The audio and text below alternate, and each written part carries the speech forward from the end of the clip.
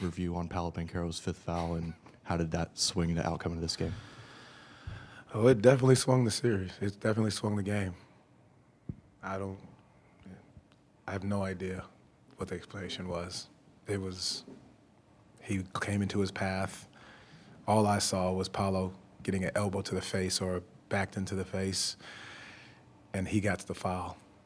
And that was a game changer right there. Your best player picks up his fifth foul in the third quarter. It becomes tough to come back from that moment, but our guys, continued to fight. We missed a ton of shots. They did a hell of a job getting down on the break and hitting some big shots in that situation. Jamahl, what did you see there on Paolo's third and fourth fouls within the preceding 90 seconds?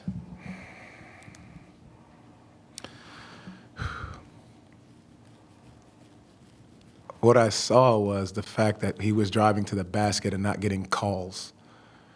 And in those moments, there's a level of frustration that can kick in when they're impeding your progress to the rim. And so they give him one charge, and then they give another one where he's a touch foul. Again, and then at the same time he goes to the rim, they're bodying him out of the way, and there's no call. And again, they see it, we see it, but it doesn't get hit. And then he picks up his fifth foul on what could have possibly been an offensive foul. I don't know. That's where it becomes a little bit frustrating because I don't understand what we're calling in that moment. Perhaps you'll speak to the team about the overall season tomorrow or the day after that, but what was your message to your team about the season they've had and the effort they've put in the immediate aftermath of this game, if you felt it was appropriate? We spoke a little bit afterwards.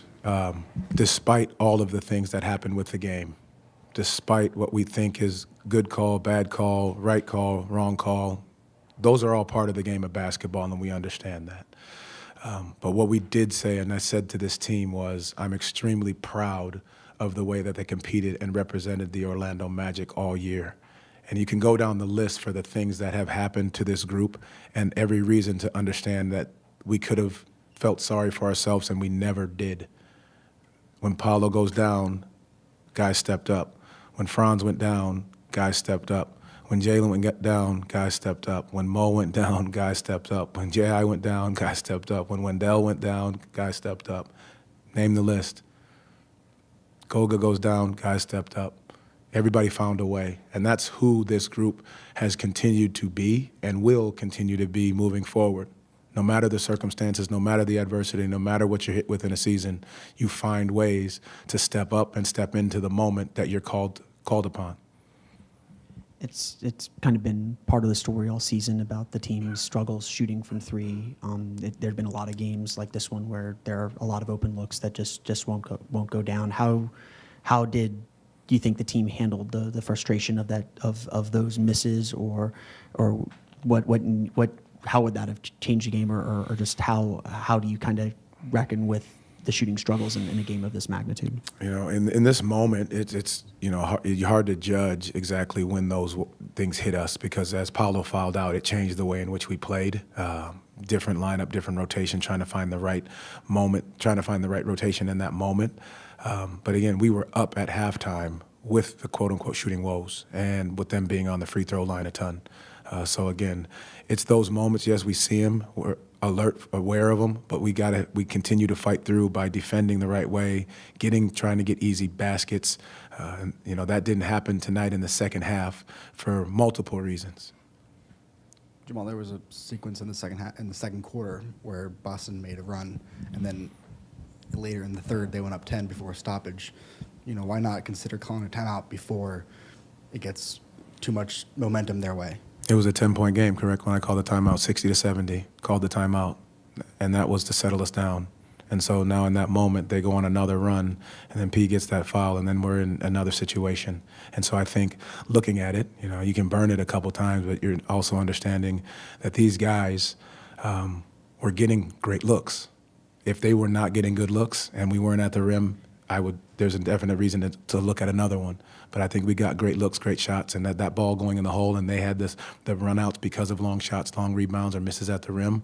Those created some easy baskets. So there wasn't a consideration to call timeout maybe before it was like a 5-point game or a 6-point game. I'd always say this: if we weren't getting good looks and I didn't like what we were getting, I would call the timeout if it looked like the guys were in a different space. But we got some great looks. We executed some plays. We got some wide open shots. And I hear you on the point.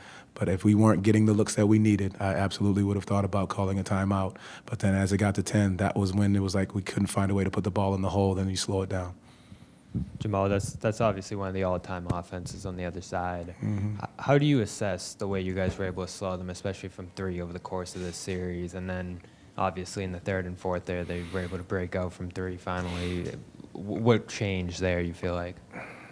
For a team that averaged 120 all year, high-power offense off three-point shooting, I mean, I think we did a very good job holding them to overall in the series, either 105 or 102 for the series. I think we've done a great job, and a team that shoots almost 50 threes a game, holding them to average about 30 per game. I think our guys did a great job at home. We held them to 9 threes a game made. Here was 14. Our ability to do that, I give our guys a ton of credit for following the game plan, locking in to exactly what we needed to do.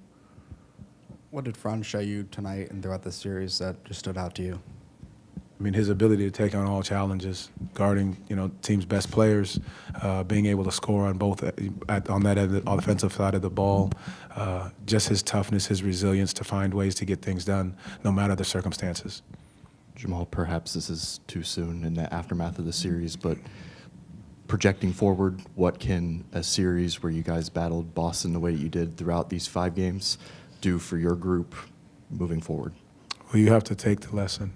You have to reflect on it, as you go forward this summer, and not look at an excuse, but how do you improve on what you need to for the next season? Like, what did they do so well that you gave yourself a chance, but you didn't get over the hump? I think you have to be able to look back and reflect on specific things that we need to work on as players as well as coaches to be able to see what we need to do better and how we can get over that hump. You talked a little bit this morning about the weight Paolo carried in this series. How disappointing is it for him that he wasn't able to be out there for much of that second half in a close game? And, what do you take away from this series in terms of his growth? I think he's grown a ton, and he's going to continue to grow.